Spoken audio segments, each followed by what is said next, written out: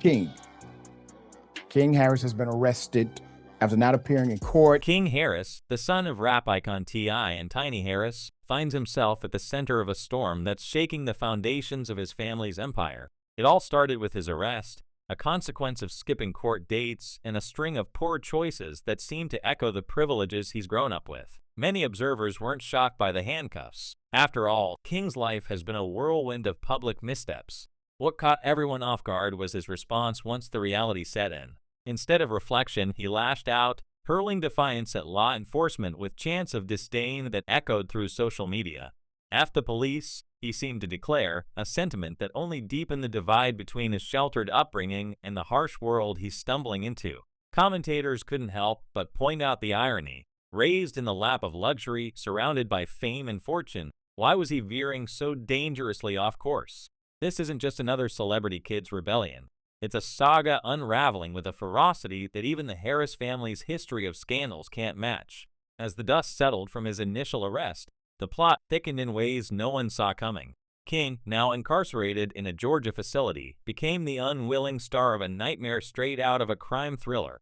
Reports began trickling out, painting a picture of violence so raw it silenced even the most jaded onlookers. According to those with ears to the ground inside the prison, King was the victim of a calculated assault, not some spontaneous brawl. Insiders described how he was cornered in his cell block, overwhelmed by a group of attackers who left him battered and on the brink. The scene descended into pandemonium as other inmates reacted, turning the altercation into a riot that forced guards to impose an immediate lockdown. Amid the shouts and scuffles, officers hauled King's limp form to safety, his face a mask of swelling and bruises, his body unresponsive as medical teams swarmed. Rushed to the prison infirmary under heavy guard, he was later transferred to intensive care, where he's been clinging to stability ever since. The attack wasn't isolated. Whispers suggest it was the culmination of weeks of brewing tension, a deliberate plot hatched in the shadows of the yard. Theories about the motive have proliferated like wildfire, each one more unsettling than the last. Some point to King's perceived arrogance, the way his celebrity aura clashed with the unforgiving hierarchy of prison life. Flaunting his family's wealth and status, even subtly, reportedly rubbed many the wrong way, turning resentment into a weapon. Others speculate it was a stark reminder of prison's brutal egalitarianism. Fame offers no shield, and any sign of vulnerability invites predation.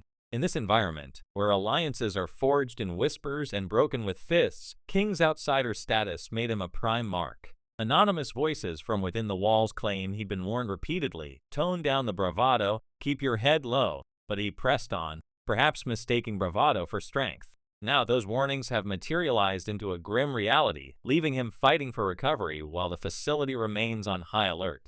Social media, that relentless amplifier of chaos, ignited the moment the news broke. Platforms like Instagram, TikTok, and X, formerly Twitter, lit up with a torrent of reactions, a digital coliseum where sympathy clashed with schadenfreude. Fans who once championed King's potential poured out concern, sharing prayers and demands for justice. But for every heartfelt post, there were dozens more laced with mockery. Users quipping that the young heir to hip-hop royalty had finally collided with the unvarnished streets he'd only rapped about. "Privileged kid meets the real world," one viral comment read, capturing the sentiment of those who saw his downfall as poetic justice. The discourse quickly spiraled, dragging in old clips of family feuds and resurfacing every skeleton in the Harris closet. It wasn't long before the conversation shifted from King's plight to broader indictments of celebrity parenting, with T.I. and Tiny bearing the brunt of armchair analyses. Back in Atlanta, the Harris home has transformed into a fortress of frenzy. T.I., the stoic patriarch known for his no-nonsense lyrics and business acumen, is said to be unraveling under the strain. Sleepless nights have given way to a barrage of calls to attorneys, influential politicians, and anyone with sway over Georgia's correctional maze. Sources close to the family paint a picture of desperation. Blank checks dangled, discreet offers extended, even non-disclosure agreements floated to secure King's safety. One well-placed contact in the city's underbelly alleged T.I. is willing to leverage every favor owed, no matter how shadowy, to extract his son from the peril. It's a far cry from the composed figure fans remember from stages and screens. This is a father gripped by primal fear, racing against an unseen clock. Tiny, ever the emotional anchor, has retreated into her own strategy session, surrounded by publicists and legal eagles. Yet even her resolve shows cracks. Reports describe her holed up in a makeshift command center, fielding updates and plotting media counters. But the toll is evident. The couple's once ironclad partnership, forged through decades of spotlights and storms, is fraying at the edges. Heated exchanges echo through their halls, with blame ricocheting like stray bullets. T.I. insists the crisis stems from King's unchecked impulses, demanding tougher love to course correct. Tiny counters with pleas for systemic reform, viewing the attack as emblematic of a broken apparatus that preys on the vulnerable. Friends whisper that these clashes aren't just tactical, they're existential, testing the bonds that have defined their public image. For a family that built a brand on unity, think family hustle episodes of laughter amid the grind, this fracture feels like betrayal. Legal entanglements add another layer of torment. Enter Steve Sato, T.I.'s longtime counsel, who's been shuttling between negotiations and courtrooms.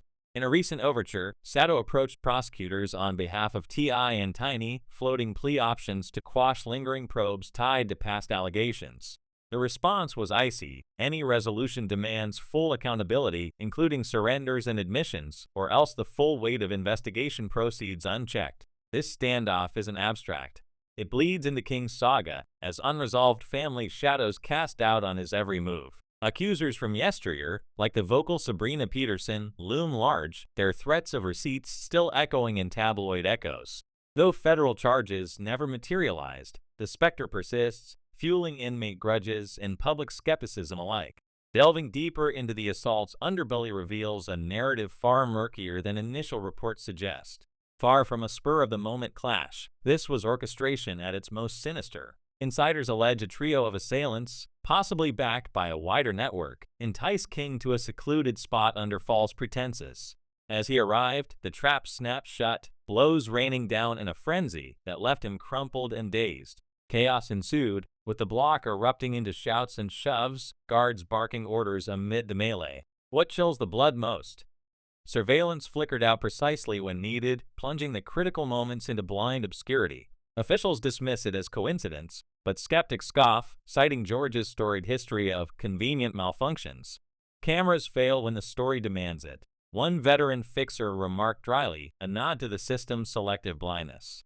Theories on the spark range from the plausible to the paranoid. At the heart lies a rumored contraband fiasco, a deal soured by King's alleged hesitation or outright refusal. In prison's black market economy, such breaches aren't overlooked. They're avenged with precision. Did he attempt to outmaneuver seasoned operators, leveraging his name for leverage? Or was it simpler, a snitch's whisper, real or fabricated, that branded him disloyal?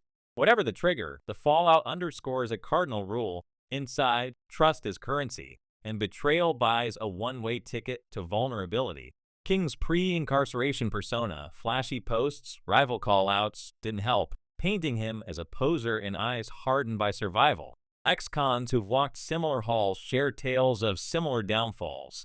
The fresh face who talks big, only to learn volume means nothing when respect is rationed. T.I.'s counteroffensive is a masterclass in crisis navigation, blending street smarts with star power. He's reportedly primed leaks to sympathetic outlets, recasting the ambush as institutional failure rather than personal failing.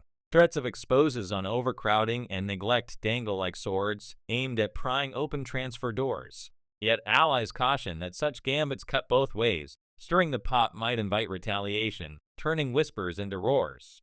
The family's younger members, caught in the ripple, navigate their own minefields. Paternity whispers resurface, sibling loyalties strain, and every family photo becomes fodder for dissection.